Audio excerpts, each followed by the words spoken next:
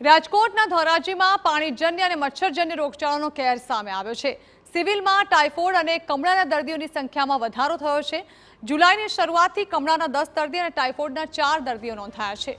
Viral રોગચાળાના કેસમાં પણ વધારો થતાં હોસ્પિટલ તૈયારીઓથી સજ્જ। હોસ્પિટલમાં તમામ પ્રકારની દવાનો જથ્થો પણ ઉપલબ્ધ છે।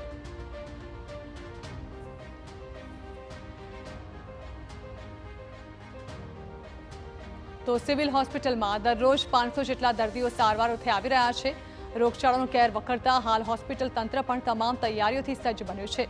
મહત્વનું છે કે હાલ ટાઇફોઇડ, કમળા, તાવ જેવા કેસમાં ઉછાળો જોવા મળતા હોસ્પિટલના સ્ટાફને પણ ખડે પગે રહેવાની સૂચના અપાઈ છે। સાથે જ સિવિલમાં મેડિકલ ઓફિસર, સ્ટાફ સહિત દવાઓનો પૂરતો જથ્થો પણ ઉપલબ્ધ કરાયો છે। આ મહિનાની શરૂઆતથી ઓપીડી અને ઇન્ડોર બંનેનું પ્રમાણ વધ્યું છે। અત્યાર સુધી જે હેપેટાઇટિસ લગભગ 10ની આસપાસ કેસ નોંધાઈ ચૂક્યા છે। ઇન્ડોરમાં પણ વધારો થયો છે।